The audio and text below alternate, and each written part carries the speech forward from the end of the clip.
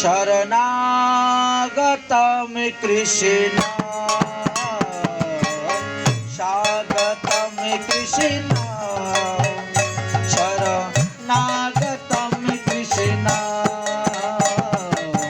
स्वागतम कृष्ण शरणागतम कृष्ण स्वागतम शु स्वागतम शु स्वागतम कृष्ण स्वागतम शु स्वागतम शु स्वागतम कृष्ण स्वागतम कृष्ण शरणागतम कृष्ण स्वागतम कृष्ण शरणागतम कृष्ण। बोलो श्री कृष्ण जन्म जयंती तिथि की भाद्र कृष्ण अष्टमी तिथि की आपन आपन गुरुदेव की आपन आपन इष्टदेव की समागत भक्त बिंद की आज के आनंद की कृष्णाष्टमी तिथि की श्री कृष्ण जन्म जयंती की जय जय श्री राधे श्याम निताई गौर हरि हरि बोल। भक्त अनुग्रहानां करोमि विविध क्रिया भक्त अनुग्रहानां मनुष्य देहम् आश्रितम् इति अनेन वाक्यम। এইভাবে আমরা শাস্ত্রের অনেক প্রমাণ পাই। ভগবান ভক্তদেরকে আনন্দ দান করার জন্য তিনি মনুষ্য দেহ ধারণ করে এসেছিলেন। প্রতিটি যুগে যুগে যখনই দেখছেন অধর্মের সংখ্যা বেড়ে যাচ্ছে, ধার্মিকদের উপরে অন্যায় অত্যাচার হচ্ছে, ভক্তদের উপরে হচ্ছে, তখন দুষ্টদেরকে দমন ভক্তদেরকে পালন ধর্মকে স্থাপন করার জন্য ভগবান এসেছেন। শ্রীমদ্ ভাগবত মহাপুরাণে বললেন যে অবতারং ঝসংখ্যায়ম, ভগবানের যে কত কত অবতার কেউ গণনা করে বলতে পারবে না। কেউ যদি ইচ্ছা করে আজকে আকাশে কতগুলা তারা উঠেছে গণনা করে বলে দিতে পারবে। কেউ যদি চেষ্টা করে আজকে কতগুলা বৃষ্টির ফুটা পৃথিবীতে পড়েছে জলবিন্দু গণনা করে বলে দিতে পারবে। কেউ যদি চেষ্টা করে এই পৃথিবীতে কত ধূলিকণা আছে গণনা করতে পারবে। কিন্তু ভগবানের যে কত অবতার তা কেউ গণনা করে বলতে পারবে না। তার কারণ কি? বললেন যে অনন্ত কোটি ব্রহ্মাণ্ড আছে আমাদের, তো এক একটি ব্রহ্মাণ্ডের মধ্যে ভগবান এক এক ভাবে লীলা করে যাচ্ছেন। আমরা তো এই ব্রহ্মাণ্ডের খবর জানি, আমরা তো অন্য ব্রহ্মাণ্ডের খবর জানি না। তাই অবতার অসংখ্য, যেহেতু ব্রহ্মাণ্ড অসংখ্য অবতার অসংখ্য। এই জন্য সুখদেব গোস্বামী পাদ, এমনকি ব্যাসদেব, এমনকি মৈত্রী ঋষি, এমনকি স্বয়ং ব্রহ্মা পর্যন্ত ভগবানের মুখ্য মুখ্য অবতারের কথা শ্রীমদ্ ভাগবত মহাপুরাণে বর্ণন করে গিয়েছেন। একটা নয় দুটা নয়, 24টি মুখ্য মুখ্য অবতারের কথা বর্ণন করেছেন। শেষে কি বললেন? এতে চাংশু কলা পুংসু কৃষ্ণস্তু ভগবান স্বয়ং। একমাত্র কৃষ্ণই হলেন স্বয়ং ভগবান, আর বাকি সব ভগবানের অংশের অংশ, কলা কলার কলা। এইভাবে তারা এসেছেন এবং লীলা করে গিয়েছেন।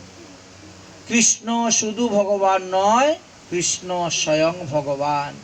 কৃষ্ণ শুধু ঈশ্বর নন, কৃষ্ণ পরম ঈশ্বর। দাদা নমস্কার, কই আসতেছেন? আমরা মহাজনগণের বাক্য হইতে, শাস্ত্র পুরাণের প্রমাণ হইতে জানতে পেরেছি যে আজ হইতে 5248 বৎসর পূর্বে ভগবান শ্রীকৃষ্ণচন্দ্র দেবকীর পুত্ররূপে আবির্ভাব হয়েছিলেন। তাই এটা হলো আমাদের 5248তম ভগবান শ্রীকৃষ্ণের জন্ম জয়ন্তী ব্রত পালন করা হচ্ছে। ভগবানের আবির্ভাবকে জয়ন্তী তিথি বলা হয়েছে। জয়ন্তী তিথির মহিমার কথা যখন শাস্ত্রে আলোচনা করলেন, তখন দেখা যায় 10,000 একাদশী ব্রত করলে যেই পুণ্য ফল লাভ করা যায়, একটি জয়ন্তীতে ব্রত থাকলে সেই ফল লাভ করা যায়। আজ সেই শ্রীকৃষ্ণের জন্ম জয়ন্তী তিথি পড়েছে। তার সঙ্গে যদি অষ্টমীর সঙ্গে নবমী যুক্ত হয় এবং রোহিণী যুক্ত হয়, তাহলে 1 কোটি কুলকে উদ্ধার করতে পারবে যে ব্যক্তি এই জন্মাষ্টমী ব্রত পালন করবে। আজকে রাত্রেই আমাদের অষ্টমী শেষ হয়ে নবমী লেগে যাচ্ছে এবং ভোরবেলায় কৃত্তিকা নক্ষত্র সমাপ্ত হয়ে রোহিণী নক্ষত্রের প্রবেশ হচ্ছে। এরকম 3টি যুগের পাওয়া বড় মুশকিল।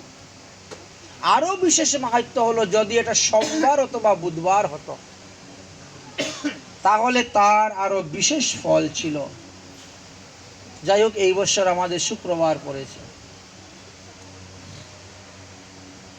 ভগবানের আবির্ভাব তিথি। ভগবান তো আমাদের মতন মাতৃগর্ভে এসে জন্মগ্রহণ করেন না। তিনি কি করেন? যুগমায়াকে আশ্রয় করে মাতৃগর্ভটাকে বায়ুর দ্বারা ফুলিয়ে রেখে দেন। যখন তিনার আবির্ভাবের সময় আসে, তখন গর্ভস্থ বায়ুটি বেরিয়ে যায় আর সেখানে ছোট্ট বালকের রূপ ধরে, সদ্যজাত শিশুর রূপ ধরে তিনি প্রকট হয়ে যান। আবির্ভাব তিরুভাব কহে মাত্র বেদ। তাই ভগবানের আবির্ভাব, ভগবানের জন্ম, ভগবানের কর্ম, ভগবানের লীলাকথা শ্রবণ করলে মানুষের জন্ম কর্ম বন্ধন ছেদন হয়ে যায়। এই জন্যই হরিকথা শ্রবণ করতে হয়।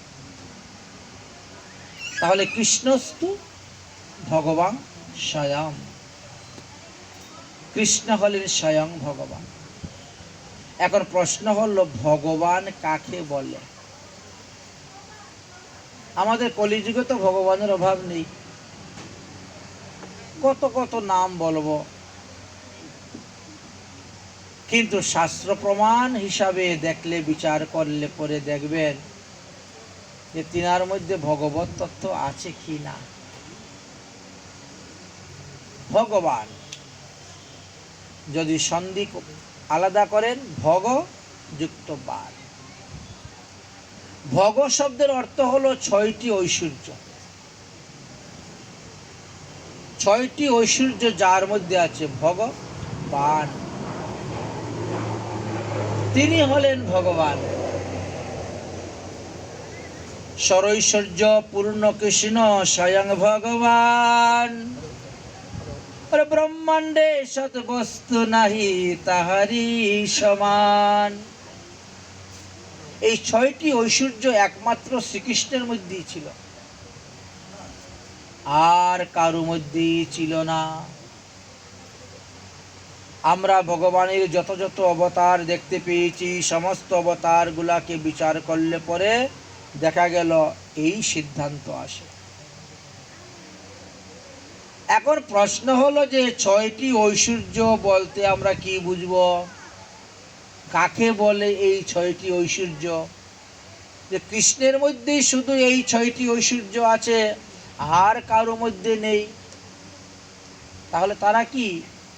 তারা স্বয়ং ভগবান নয়।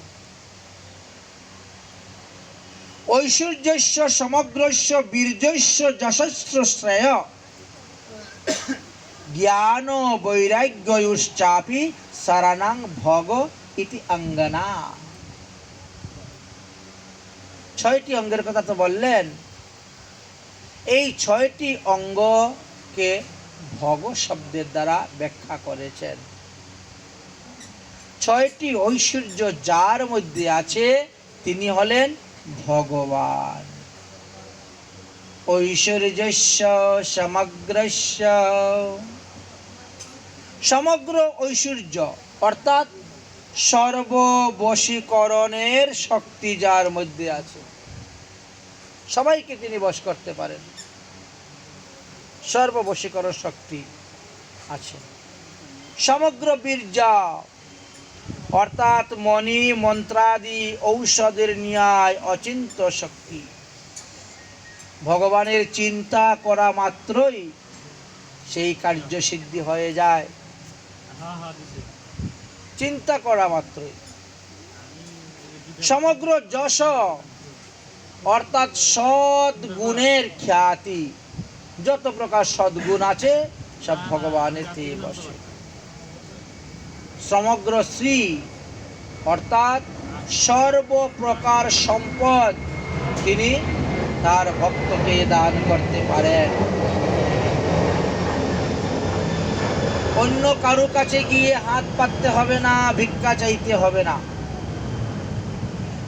আমরা মহাদেবের কাছে ভিক্ষা চাই, কালীর কাছে ভিক্ষা চাই, দুর্গার কাছে ভিক্ষা চাই, মনসার কাছে ভিক্ষা চাই, সন্তোষী মার কাছে ভিক্ষা চাই, কারো কাছে চাইতে হবে না। তিনি সমগ্র সম্পদ দান করতে পারেন। সমগ্র জ্ঞান অর্থাৎ সর্বজ্ঞাতা। আপনার মনের মধ্যে যে কথাটা আছে না, সেটাও ভগবান জানেন, সর্বজ্ঞাতা। তিনি সর্বজ্ঞাতা, সকলের অন্তরের কথা তিনি জানেন। সমগ্র বৈরাগ্য অর্থাৎ এই প্রপঞ্চ বিশ্বের এত কিছু সৃষ্টি করা সত্ত্বেও কোনো বস্তুর প্রতি ভগবানের আসক্তি নাই। এত বড় শশাগরা পৃথিবী আমাদেরকে দান করলেন, আমরা ভোগ করছি, কিন্তু ভগবান লুকিয়ে আছেন, সামনে এসে দেখা যায় আমি দান করেছি, এই কথা বলছেন না। কিন্তু আমরা যদি কোনো মঠ মন্দিরে দান করি, সবার আগে নামটা লেখা থাকে, পাথরের মধ্যে খোদাই করে, অমুকে 1 লক্ষ টাকা দিয়েছেন এই মন্দিরের সেবা বাবা।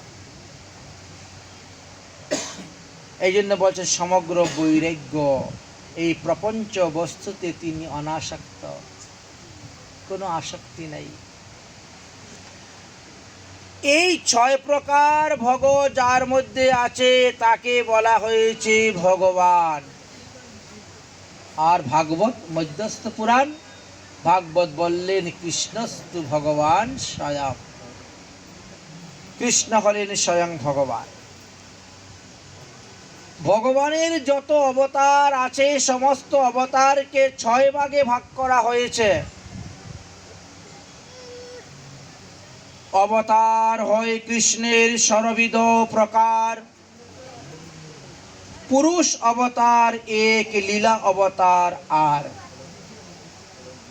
গুণ অবতার আর, মন্বন্তর অবতার আর, যুগ অবতার আর, শক্তি আবেশ অবতার। তাহলে অবতার পেলাম আমরা 6টি, একটা নয়, দুটা নয়, 6টা অবতার পেলাম। আসুন আমরা এই 6টি অবতারের ব্যাখ্যাটাকে আস্বাদন করি। তাহলে ভগবানের প্রথম অবতারের নাম হলো পুরুষ অবতার। পুরুষ অবতারের মধ্যে কে কে পড়েছেন? শঙ্কর্ষণ বিষ্ণু, কারণ্যশায়ী বিষ্ণু বা মহাবিষ্ণু, গর্ভশায়ী বিষ্ণু এবং ক্ষীরোদশায়ী বিষ্ণু। এই 4 বিষ্ণুকে বলা হয়েছে পুরুষ অবতার। ভগবান যখন চিন্তা করলেন আমি এক হইতে বহু হইব, আমি বিশ্ব ব্রহ্মাণ্ড সৃষ্টি করব, আমি প্রজা সৃষ্টি করে প্রাণীগণ সৃষ্টি করব, তাদের সঙ্গে আমি লীলা করব। ভগবানের লীলা 3 প্রকার থাকে। মায়াকে নিয়ে খেলেন যখন তিনি, তখন সংসার লীলা। তিনি নিজে যখন আসেন এসে লীলা করেন তখন নিত্য লীলা, আর যখন তিনি লীলা শেষ করে ভগবত ধামে চলে যান তখন অপ্রকট লীলা। লীলা এখনো চলছে, লীলার বিরাম নেই। অদ্যপিও কোনো কোনো ভাগ্যবান দেখিবারে পায়, লীলা চলে যাচ্ছে, চলছে। তাহলে প্রথম অবতার শঙ্কর্ষণ বিষ্ণু। কারণটা কি? কোনো কিছু সৃষ্টি করতে গেলে তিনটা শক্তির প্রয়োজন হয়। একটা হলো ইচ্ছা শক্তি, একটা হলো জ্ঞান শক্তি, আর একটা হলো ক্রিয়া শক্তি। এই তিনটি শক্তি যদি একত্র না হয় তাহলে কোনো কিছু সৃষ্টি করা যায় না। তাই প্রথমে ইচ্ছা শক্তি তিনার মধ্যে আসলো। ইচ্ছা শক্তি হলো আমি এক হইতে বহু হইব। সঙ্গে সঙ্গেই ভগবান শ্রীকৃষ্ণ থেকে প্রকাশ হলেন শঙ্কর্ষণ বিষ্ণু। শঙ্কর্ষণ বিষ্ণু হলেন ক্রিয়া শক্তি।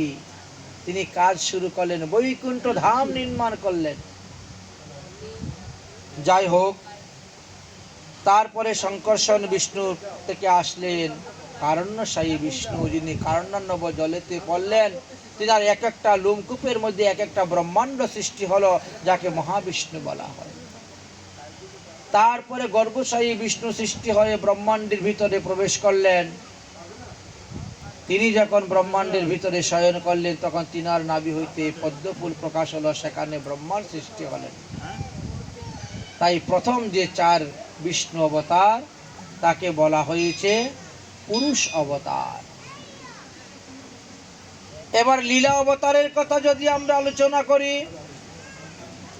চতুর্ষণ, নারদ, বরাহ, মৎস্য, যজ্ঞ, নরনারায়ণ, কর্দম পুত্র কপিল মুনি, অত্রিমুনির পুত্র দত্তাত্রয়, হয়শিষ্য বা হয়গ্রীব, হংস, কৃষ্ণগর্ভ বা ধ্রুবপ্রিয়, ঋষভদেব, পৃথু, নৃসিংহ অর্থাৎ নরসিংহ, কূর্ম, ধন্বন্তরী, মোহিনী, বামন, পরশুরাম, রামচন্দ্র, এই 25টি অবতারকে লীলা অবতার বলা হয়েছে।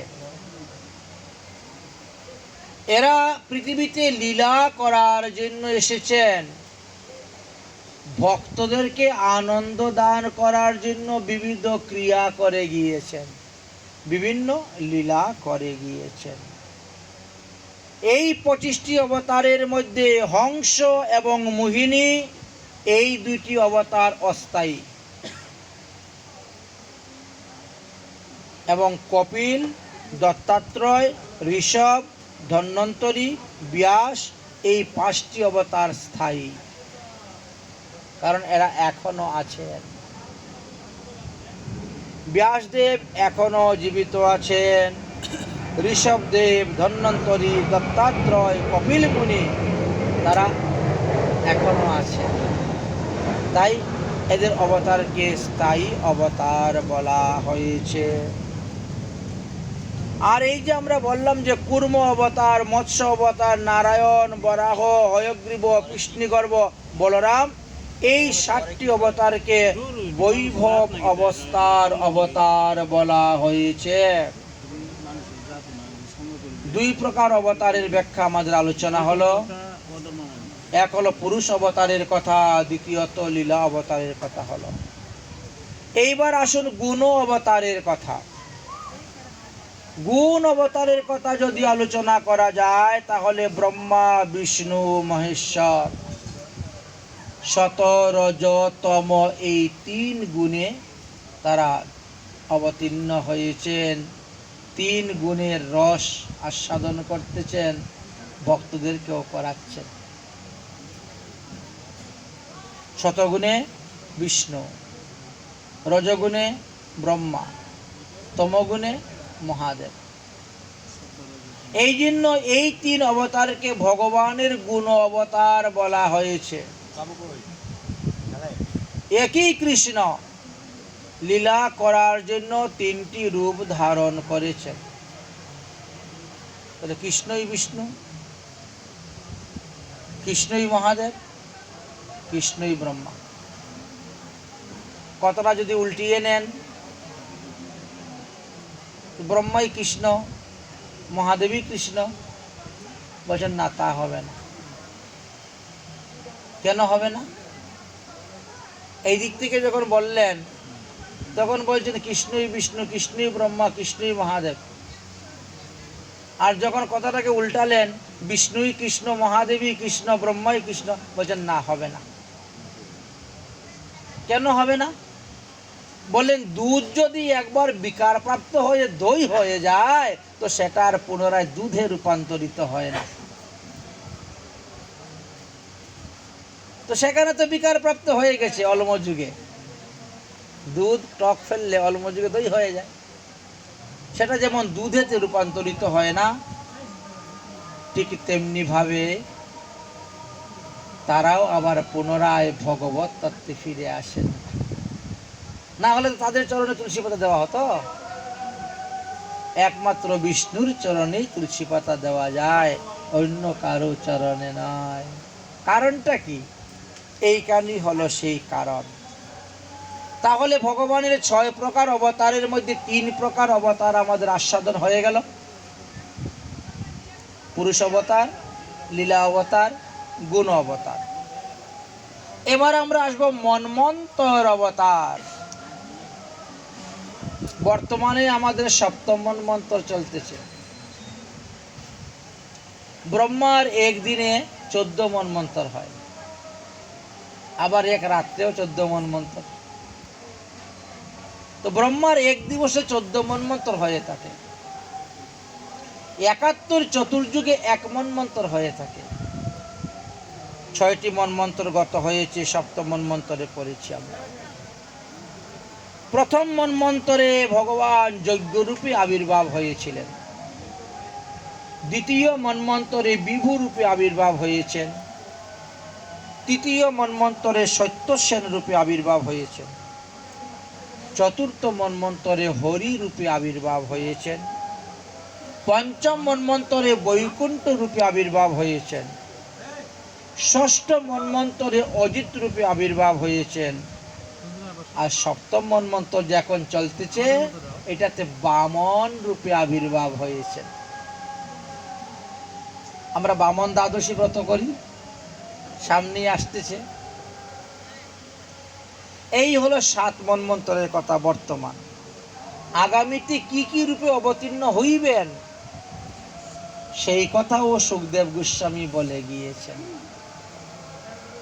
8ম মন্বন্তরে সার্বভৌম রূপে আবির্ভাব হইবেন। 9ম মন্বন্তরে ঋষভ রূপে আবির্ভাব হইবেন। 10ম মন্বন্তরে বিশ্বক্সেন রূপে আবির্ভাব হইবেন। 11শ মন্বন্তরে ধর্ম সেতু রূপে আবির্ভাব হইবেন। 12শ মন্বন্তরে সুধামা রূপে আবির্ভাব হইবেন। 13শ মন্বন্তরে যুগেশ্বর রূপে আবির্ভাব হইবেন। আর 14শ মন্বন্তরে বৃহৎ ভানু রূপে আবির্ভাব হইবেন। এই হলো মন্বন্তর অবতার। এই 14টি মন্বন্তর অবতারের মধ্যে যজ্ঞ এবং বামন দেবকে আবার লীলা অবতারও বলা হয়েছে। একদিকে যেমন মন্বন্তর অবতার বলা হয়েছে, অন্যদিকে লীলা অবতারও বলা হয়েছে। আবার কোথায় কোথায় দেখা যায় এই 14 জনকে বৈভব অবস্থার অবতারই বলে কথিত হয়েছে। এইবার আসলাম আমরা যুগ অবতারের কথা আলোচনা করব। যুগ অবতারের কথা আলোচনা করতে গেলে ভাগবতের 11 স্কন্ধের 5ম অধ্যায়ের 41 নম্বর শ্লোকেতে আলোচনা করা আছে যে ভগবান সত্যযুগে শুক্লবর্ণ রূপে আবির্ভাব হয়েছিলেন, ত্রেতা যুগে রক্তবর্ণ রূপে আবির্ভাব হয়েছেন, দ্বাপর যুগেতে শ্যামবর্ণ রূপে আবির্ভাব হয়েছেন, আর কলিযুগেতে তিনি পীতবর্ণ। রূপে আবির্ভাব হয়েছেন। তাই বলা হয়েছে। আবার কোথায় কোথায় কলিতে কৃষ্ণবর্ণ লেখা আছে, তাহলে সেটা মনে করতে হবে জগন্নাথ অবতার। যদি কোনো পুরাণে থাকে যে কলিযুগে কৃষ্ণবর্ণ অবতার, তাহলে মনে করতে হবে যে জগন্নাথের কথা সেখানে বলা হয়েছে। কৃষ্ণবর্ণ তিসায় কৃষ্ণ সাঙ্গয় পাঙ্গয় সের পার্ষদম যজ্ঞে সংকীর্তন প্রায় যজন্তি হি সুমেধসা। এইবার আমরা শক্তি এবং আবেশ অবতারের কথা আলোচনা করব।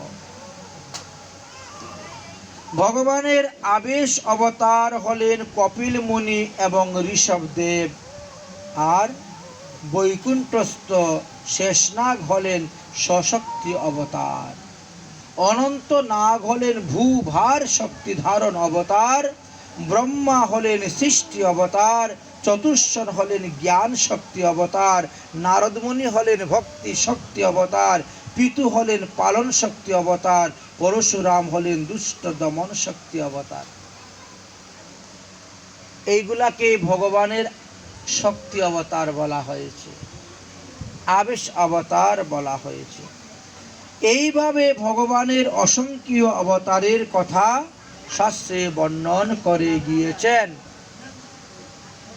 অবতারাহি অসংখ্যায় হরের সত্য নির্বেদীজা তথা হরিদাসানুকূলান সরস সাধু সহস্রেশ। শত সহস্র অবতারের কথা এইভাবে বর্ণন করা আছে। এত আমরা ভগবানের 6টি অবতারের কথা আলোচনা করলাম। এইবার আমরা শ্রীমদ্ ভাগবত মহাপুরাণে প্রবেশ করব। শ্রীমদ্ ভাগবত মহাপুরাণের 10ম স্কন্ধে কৃষ্ণ লীলার কথা বর্ণন আছে।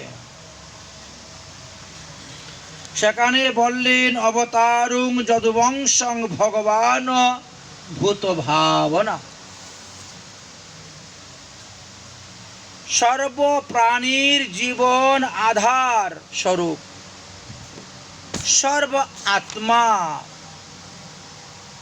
স্বরূপ ভগবান শ্রীকৃষ্ণ, তিনি যদুবংশে অবতীর্ণ হয়ে যে সমস্ত লীলা করে গিয়েছেন তা ভাগবতের 10ম স্কন্ধতে বর্ণন করে গিয়েছে।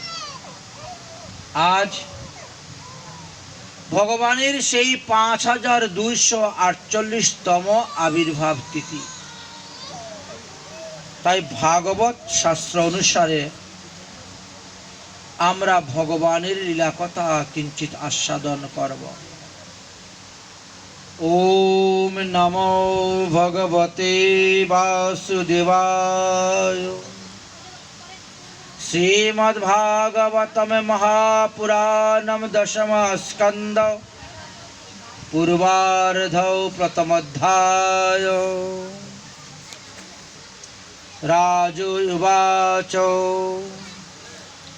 কথিত বংশ বিস্তার ভবতা সমসূর্যয় রাজ্ঞং চ ভয়ং সংশয়ায়াম চরিত্রং পরমাদ্ভুতম।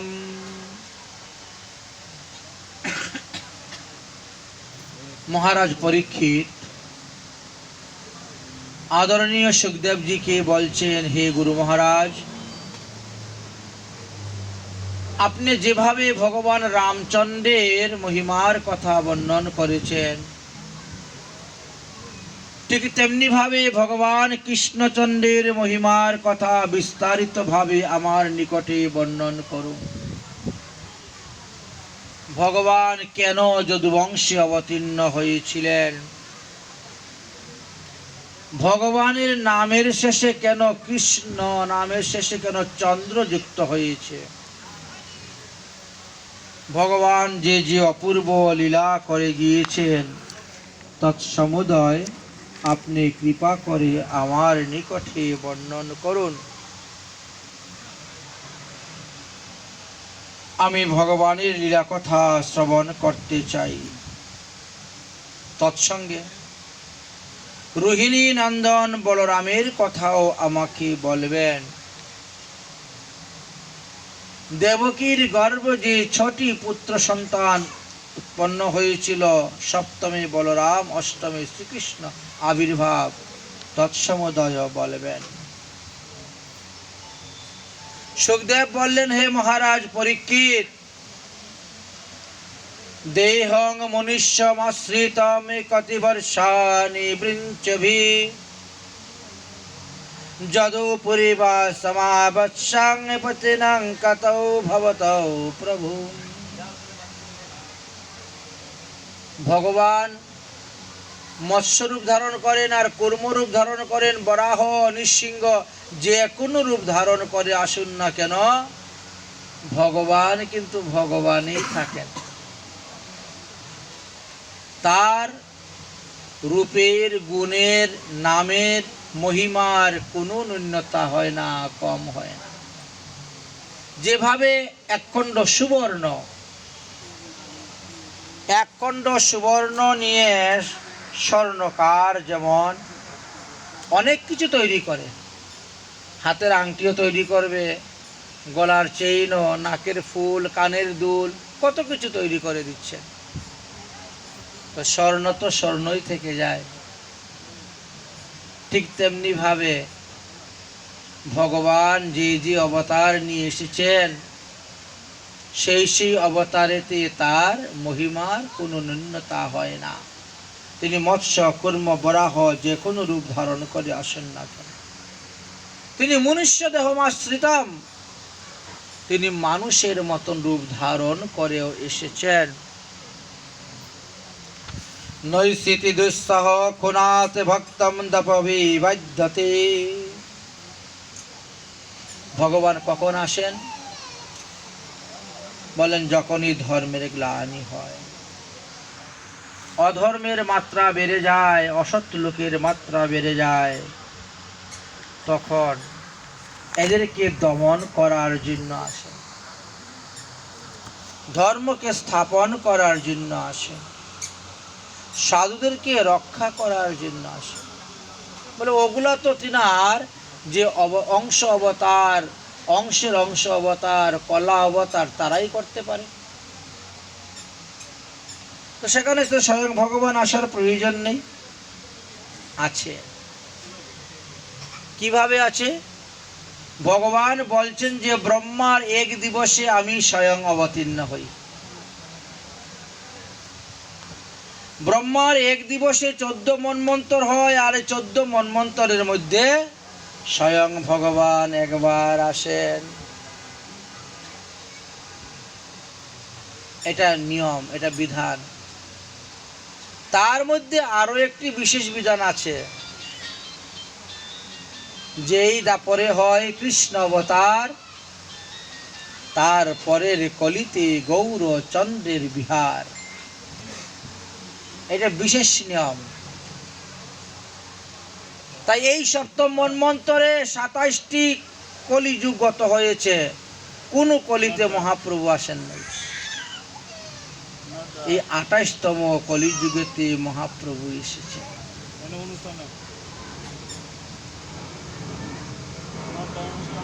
এই পৃথিবীতে যখন অধর্মের সংখ্যা বেড়ে যায়, বৃদ্ধি হয় পৃথিবী, তখন এই পাপীদের ভার আর সহ্য করতে পারেন না, বহন করতে পারেন না। তখনই তিনি ভগবানের কাছে গিয়ে শরণাপন্ন হন। এই পৃথিবী মাতা গাভী রূপ ধারণ করে ভগবানের কাছে রওনা হয়েছেন, একথা আমরা ভাগবতে দেখতে পাই। ভগবানের নিকটে গিয়ে তিনার দুঃখের কথা সব নিবেদন করলেন। সেখানে নিবেদন করার পরে স্বয়ং ভগবান দেবর্ষি নারদকে বললেন, দেবর্ষি নারদ, আজ একটি সুধর্মা সভা হবে, দেব সভা হবে। সমস্ত দেবগণকে আহ্বান করো আসার জন্য। দেবগণ দেবীগণ এসে উপস্থিত হলেন।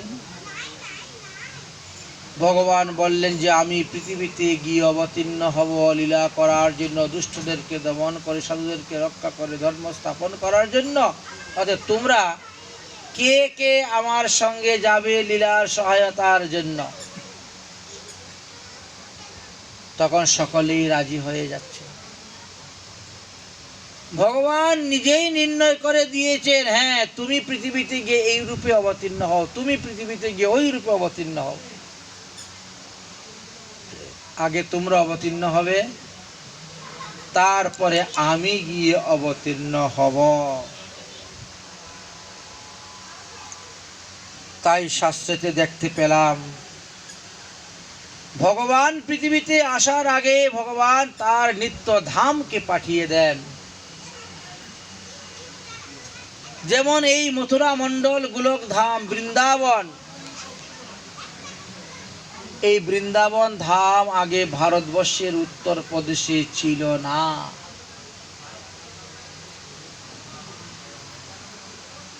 একমাত্র শ্রীমতী রাধারানীর প্রীতির জন্য ভগবান শ্রীকৃষ্ণ নিত্য গোলক ধাম হইতে এই বৃন্দাবন ধামকে ভূলোকে পাঠিয়েছেন।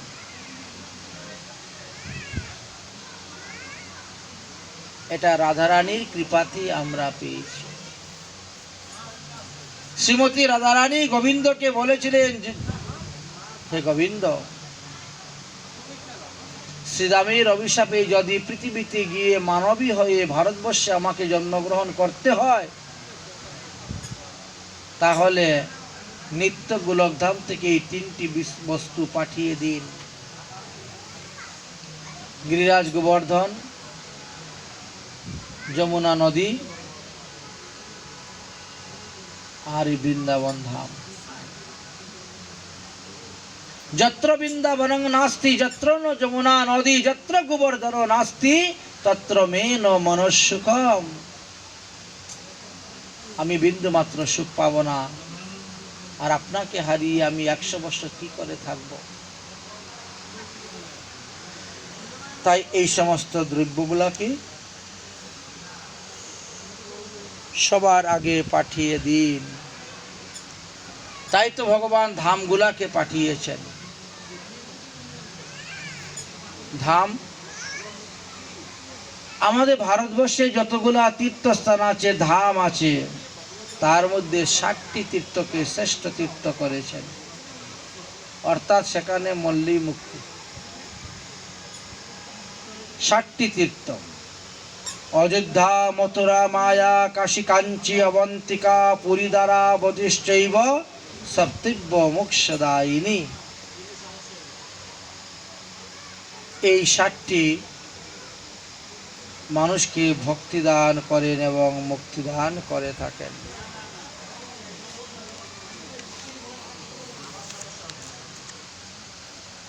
ভগবান কামদেবকে বললেন, হে কামদেব, তুমি যাও রুক্মিণীর পুত্র প্রদ্যুম্ন হয়ে জন্মগ্রহণ করো। কামপত্নী রতিকে বললেন, তুমি মায়াবতী রূপে অবতীর্ণ হও। ব্রহ্মাকে বললেন, তুমি মায়াবতীর পুত্র অনিরুদ্ধ রূপে অবতীর্ণ হও।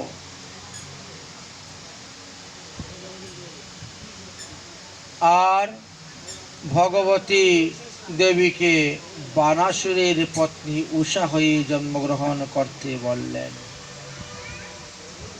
শঙ্কর্ষণ বিষ্ণু বলরাম রূপে আসলেন। গঙ্গা, কালিন্দী, যমুনা রূপে আসলেন। বৃন্দা বা তুলসী লক্ষণা রূপেতে আসলেন। সাবিত্রী দেবী নাগনাজিতা রূপে আসলেন। বসুন্ধরা সত্যভামা রূপে আসলেন। সরস্বতী শৈবা রূপে আসলেন। চন্দ্রপত্নী রোহিণী, তিনি মিত্রবৃন্দা রূপে আসলেন। সূর্যপত্নী সংজ্ঞা তিনি রত্নমালা রূপে আসলেন। স্বাহা তিনি সুশীলা রূপে আসলেন। স্বয়ং দুর্গা দেবী জাম্বুবতী রূপে আসলেন। ধর্মরাজ যুধিষ্ঠির রূপে আসলেন। স্বর্গের বৈদ্য অশ্বিনী কুমার নকুল সহদেব রূপে আসলেন। বায়ুদেব ভীম রূপে আসলেন। ইন্দ্র অর্জুন রূপে আসলেন। সূর্যদেব কর্ণ রূপেতে আসলেন। যম মহারাজ বিদুর রূপে আসলেন। কলি দুর্যোধন রূপে আসলেন। সমুদ্রদেব শান্তনু দেব রূপে আসলেন।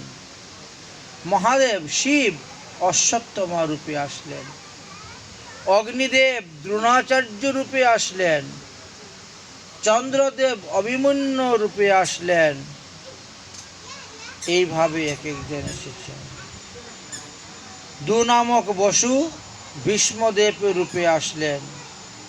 আর যজ্ঞসীতা তিনি দ্রৌপদী রূপে এসেছেন। শতরূপা সুধন্যা রূপে সুভদ্রা রূপে তিনি এসেছেন।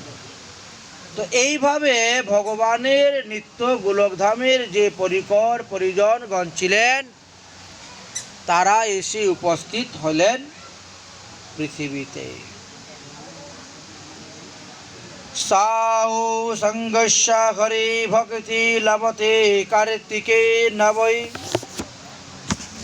মথুরায়াং সদৃশ্যপি শ্রী দামোদরম শিবনাথ।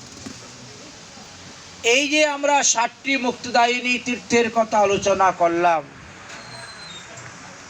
তার মধ্যে শ্রীধাম বৃন্দাবন শ্রেষ্ঠ। কারণ শ্রীধাম বৃন্দাবনে চতুর্বিধা ভক্তি নিত্য বাস করিতেছেন। অর্থাৎ বৃন্দাবনে যে জন্মগ্রহণ করেছে তার মুক্তি, বৃন্দাবনে যে মারা গিয়েছে তার মুক্তি, বৃন্দাবনে গিয়ে যে দীক্ষা গ্রহণ করেছে তার মুক্তি, আর মৃত্যুর পরেও যদি বৃন্দাবনে গিয়ে তার দেহটাকে সমাধিস্থ দেওয়া হয় তাহলে তার মুক্তি হয়ে যায়। এই চতুর্বিধা মুক্তির কথা বললেন। আজকের দিবসের তো বিশেষ মাহাত্ম্য বৃন্দাবনে বাস করা, মথুরায় বাস করা। কারণ আজকে যে ভগবান আবির্ভাব হয়েছিলেন সেখানে। কেবল কার্তিক মাসে যে ব্যক্তি এক রাত্র মথুরা মণ্ডলে বাস করেন, দামোদর পূজা করেন, তিনি ভক্তি লাভ করিয়া হরিধামে গমন করেন, তাকে আর জন্মগ্রহণ করতে হয় না। এই কার্তিক মাসে, দামোদর মাসে সেখানে বাস করার আরো বিশেষ মহিমার কথা বলে গেলেন। পৃথিবী দেবী গৌরূপ ধারণ করে ভগবানকে যখন বললেন, ভগবান তখন পৃথিবী দেবীর দুঃখ দূর করার জন্য ব্যবস্থা করলেন। ত্রৈলোক্যবর্তী তীর্থানাং শ্রবণাদ্যম দুর্লভাহিরি পরমানন্দ কারিং সিদ্ধম মথুরায়াং স্পর্শ সানেত্রিভ্য। এমন একটি ধাম, বৃন্দাবন ধাম, এমন একটি মণ্ডল মথুরা মণ্ডল, এমন একটি পুরী মথুরা পুরী, যাহার মাটি স্পর্শ করা মাত্রই, রজ পরিস্পর্শ করা মাত্রই মানুষ সমস্ত পাপ থেকে মুক্তি লাভ করতে পারে। এই জন্য তো কলিযুগ পাবন অবতার শ্রী শ্রী গৌরাঙ্গ মহাপ্রভু রায় রামানন্দকে জিজ্ঞেস করেছিলেন, আচ্ছা বলো তো রামানন্দ, সর্বত্র তেজিয়া জীবের কর্তব্য কাহাবাস? রায় রামানন্দ এক কথায় উত্তর দিয়ে দিলেন, শ্রীধাম বৃন্দাবন যাহা লীলা রাস। তাই এই হলো সেই বৃন্দাবন ধাম। মথুরায়াং পরিত্যজ্যম যে অন্যে করতে রতিম মূর ভ্রমন্তি সংসারে মোহিত মম মায়া। ভগবানের মায়াতে সেই নরগণ মনুষ্যগণ মথুরা মণ্ডলের মতন ভূমিকে ত্যাগ করে অন্যত্র বাস করতেছেন। কিসের জন্য? সুখের জন্য। আমরা ভাগবতে দেখতে পেলাম, লেখা আছে যে বাসুদেব গৃহে সাক্ষাৎ ভগবান পুরুষ পর। আজকের এই তিথিতে বাসুদেব গৃহে, আচ্ছা বসুদেব তো তখন গৃহে ছিলেন না, তিনি তো কংসের কারাগারে ছিলেন,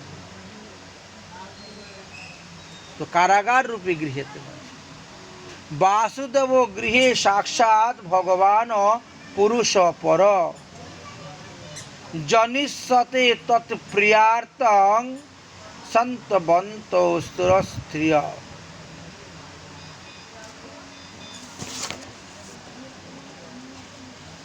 ভগবান নিজ অংশে যদুকুলে তিনি অবতীর্ণ হয়েছিলেন আজকের এই তিথিতে। অন্যেষু পুণ্য তীর্থেষু মুক্তিরেব মহাফল মুক্তি পার্থে হরের ভক্তি মথুরায়স্তু লভতে। অন্যান্য তীর্থতে 10,000 বৎসর তপস্যা করলে আপনি যে পুণ্যফল লাভ করতে পারবেন, বললেন যে আজকের যে তিথি, আজকের এই তিথিতে যারা মথুরা মণ্ডলে বাস করতেছেন তিনি সেই পুণ্যফলের ভাগী হতে পারবেন, লাভ করতে পারবেন। সুখদেব বললেন, হে মহারাজ পরীক্ষিত, যদুবংশের কথা আমি তোমাকে পূর্বে বর্ণন করে গিয়েছি।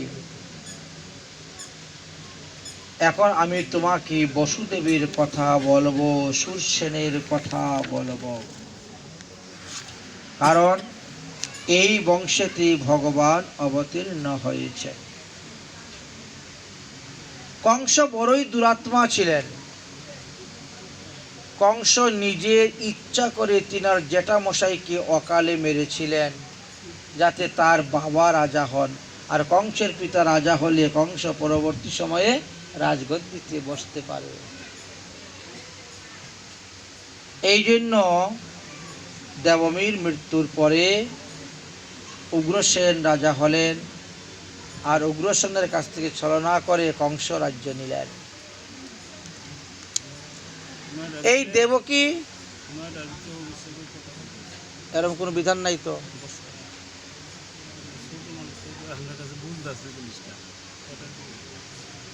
এখন বলছেন দেবকী যদিও কংসের জ্যাঠাত্ব বোন ছিলেন, তথাপিও তিনি নিজের বোন থেকেও আরো বেশি আদর করতেন, যত্ন করতেন। দেখতে দেখতে দেবকী বড় হয়েছেন। দেবকীকে বিবাহ দেওয়ার জন্য তিনি অনেক স্থানে পাত্র দেখেছেন। তিনারই প্রিয় বন্ধু বসুদেবের সঙ্গে তখন তিনার বিবাহের ব্যবস্থা করলেন। বসুদেব কিন্তু তার আগে 17টি বিবাহ করা হয়ে গিয়েছিল। দেবকীকে যখন বিয়ে করলেন তখন তিনি 18 নম্বর স্ত্রী ছিলেন, এবং প্রত্যেকটি স্ত্রীর গর্ভে কোটি করে সন্তান জন্ম হয়েছিল বসুদেবের। সেই কথা হরিবংশ বিলাস নামক গ্রন্থেতে বর্ণন দেওয়া আছে। তাহলে রোহিণী হলেন সবথেকে বড় পত্নী, আর দেবকী হলেন সবথেকে ছোট পত্নী। বিবাহ হলো। কংস বোনের প্রতি এতই স্নেহ মমতা ভালোবাসা ছিল যে তিনি কোনো চাকর বাকরকে দিয়ে রথ না পাঠিয়ে নিজেই রথের সারথি হয়ে বোনকে নিয়ে দিয়ে আসবেন তার শ্বশুর বাড়িতে। যখন রওনা হলেন, দৈবক্রমে আকাশবাণী হয়ে গেল, হে মহারাজ কংস, তুমি যাকে নিয়ে যাচ্ছ এত আনন্দ করে তাকে শ্বশুর বাড়ি পৌঁছিয়ে দেওয়ার জন্য, এই দেবকীর অষ্টম গর্ভজাত সন্তানের হাতেই হবে তোমার মৃত্যু। কংস ভয় পেয়ে গেলেন, ভীত হয়ে গেলেন। কম্পিত কলেবরে তিনি উঠে দাঁড়ালেন এবং তিনার পরম শত্রু দেবকীর গর্ভ হইতে জাত হবে এই কথা জেনে তিনি দেবকীকে বধ করার জন্য প্রস্তুত হয়ে গেলেন। দেবকী যদি না থাকে তাহলে আমার শত্রুর জন্ম কোথার থেকে হবে? নিজের প্রাণকে রক্ষা করার জন্য আমরা অন্যের প্রাণকে বিনাশ করি। নিজের প্রাণটাকে আমরা এতই ভালোবাসি, কিন্তু বসুদেব ছিলেন বড় জ্ঞানী। তিনি কংসের হাত ধরে কংসকে বুঝাইলেন, সান্ত্বনা বাক্যের দ্বারা তার ক্রোধকে শীতল করে দিলেন। তিনি বললেন যে, শুনো, তুমি তো জানো আমি যে সত্যবাদী। আমি তোমার কাছে কথা দিয়েছি, আমার ঔরসে দেবকীর গর্ভে যে কোটি সন্তান হবে সেই কোটি সন্তানকে আমি তোমার হাতে অর্পণ করব। তথাপিও তুমি দেবকীকে প্রাণে বধ করিও না। বসুদেবের এই বাক্যে,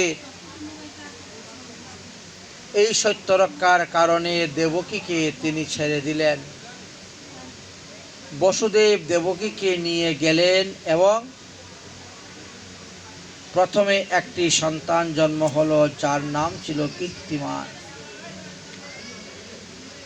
এটি বসুদেবের গৃহেতেই হয়েছিল। বসুদেব তিনার সত্যবাক্য রক্ষা করার জন্য তিনি সদ্যজাত শিশুকে কাপড় দিয়ে ঢেকে তিনি কংসের কাছে এসে উপস্থিত হয়েছিলেন।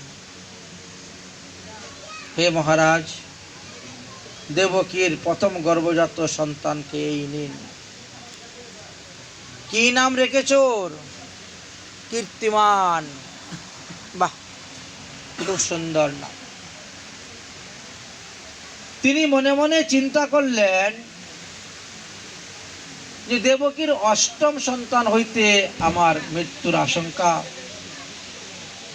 সুতরাং প্রথম সন্তানটাকে বধ করে আমি কেন পাপে লিপ্ত হব? শিশু হত্যা তো মহাপাপ। এটা কোনো বীরত্বের পরিচয় নয়, বরং কাপুরুষতার পরিচয়। তাই তিনি বললেন, বসুদেব, তুমি দেবকীর প্রথম সন্তান কীর্তিমানকে নিয়ে চলে যাও। দেবকীর অষ্টম গর্ভজাত সন্তানকে তুমি এসে আমার কাছে দিও। বসুদেব যখন কাপড় ঢাকা দিয়ে তিনার পুত্র কীর্তিমানকে নিয়ে চলে যাবেন,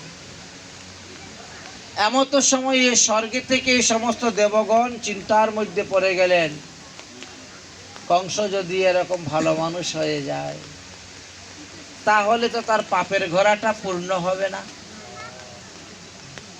আর যদি তার পাপের ঘোড়া পূর্ণ না হয় তাহলে স্বয়ং ভগবানও পৃথিবীতে এসে অবতীর্ণ হবেন না। অতএব যেন তেন প্রকারেণ কংসের দ্বারা আরো পাপকার্য করাতে হবে, যাতে তাড়াতাড়ি তার পাপের ঘোড়া পূর্ণ হয় আর ভগবানও তাড়াতাড়ি আসে। কাকে পাঠাবেন? পাঠালেন দেবর্ষি নারদকে। তিনি তো কলহপ্রিয়।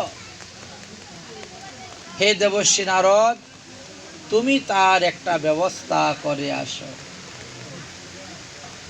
দেবর্ষি নারদ বিনাবাধ্য করিতে করিতে হরিগুণ গান করতে করতে তিনি এসে উপস্থিত হয়েছেন।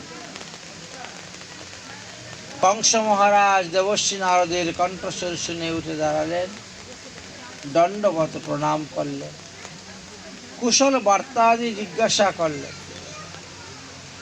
কিন্তু দেবর্ষি নারদ সেই কুশল বার্তার উত্তর না দিয়ে তিনি বলছেন, আরে এইসব কথা পরে বলবো, আগে বলো বসুদেব কাপড় ঢাকা দিয়ে কি নিয়ে চলে গেল তোমার রাজদরবার থেকে? এখন দেবর্ষি নারদের প্রশ্নের উত্তর দিতে গিয়ে কংস মহাশয় আদি মধ্য অন্ত সমস্ত ঘটনা খুলে বললেন। দেবর্ষি নারদ বললেন যে কীর্তিমানকে ফেরত দিয়ে কাজটা তুমি ভালো করো নাই। কেন গুরুদেব? আমার তো দেবকীর অষ্টম গর্ভজাত সন্তান থেকে মৃত্যুর ভয়, তো প্রথম সন্তানটাকে আমি কেন নষ্ট করে পাপী হব? দেবর্ষি নারদ বলছেন, আমি একটু আগেই তো স্বর্গের থেকে এসেছি, তো সেখানে শুনেছি দেবতারা কানাঘুষা করতেছে। তোমাকে বধ করার জন্য দেবতারা সব অন্ধ বংশ, বিষ্ণু বংশ, কুকুব বংশ, সাত্য বংশ, যদু বংশ ইত্যাদিতে তারা অবতীর্ণ হচ্ছে, জন্মগ্রহণ করতেছে দেবতারা এসে। খবরদার, ওই সমস্ত বংশের লোক কাউকে বিশ্বাস করো না, এরা সব তোমার শত্রু। তারা তোমার শত্রুকে বলবতী করার জন্য তারাই আসতেছে। তো গুরুদেব আমি কি করব? আমি কি কীর্তিমানকে এনে মেরে ফেলে দিব? বাবা তা তো আমি জানি না। দেখো দেবতাদের তাদের কথাবার্তা ক্রিয়া মুদ্রা সাধারণ মানুষ বুঝতে পারে না। একটা পদ্ম ফুলের মধ্যে 8টা পাপড়ি আছে, আপনি কোন জায়গা থেকে গণনা করবেন? এখান থেকে গণলে এটা 8টা, ওখান থেকে গণলে এটা 8টা, এখান থেকে গণলে এটা 8টা। তো এইভাবে হয়, এইভাবে হয়। এখন যদি তারা নিচের থেকে গণনা করে তাহলে এই প্রথম সন্তান কীর্তিমানই তো 8 নম্বর, অষ্টম সন্তান হয়ে যায়। কংসের মাথা ঘুরে গিয়েছে। দেবর্ষি নারদের কাছ থেকে অনুমতি, কি করব আমি? এনে কি শিশুটাকে মেরে ফেলে দিব? সব করা শিশুকে মারবো, বধ করব? তিনি বলছেন, তা তো আমি জানি না। আমি শুনে এসেছি দেবতারা কানাকানি করতেছে, এই জন্য তোমাকে জানিয়ে দিলাম। কারণ যিনি বলবে তার গায়ে পাপ লাগে, যিনি বলবেন তাকেও পাপ ভোগ করতে হয়। দেবর্ষি নারদ তো বললেন না, চলে গেলেন। কংস সুজা সদল বলে বসুদেবের গৃহে প্রবেশ। বসুদেবকে কারাগারে এনে বন্দি করে রাখলেন, দেবকীকে বন্দি করে রাখলেন, আর দেবকীর প্রথম সন্তান কীর্তিমানকে পাথরের মধ্যে আছাড় দিয়ে মেরে ফেললেন।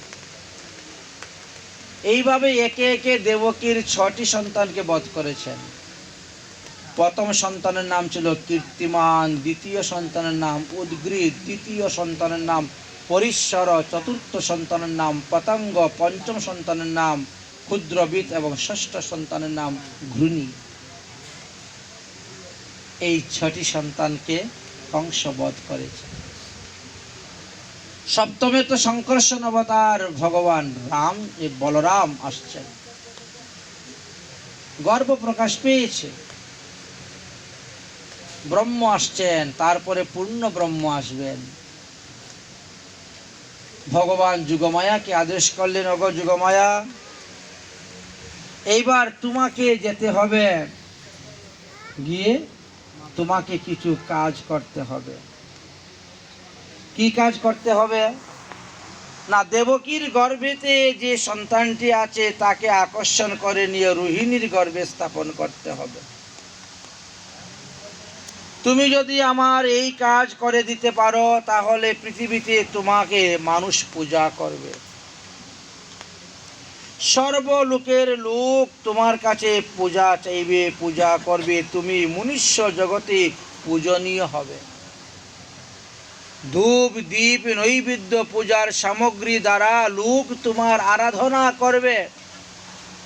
পৃথিবীতে তুমি বিভিন্ন স্থানে মানুষের নিকটে বিভিন্ন রূপে প্রকট হবে।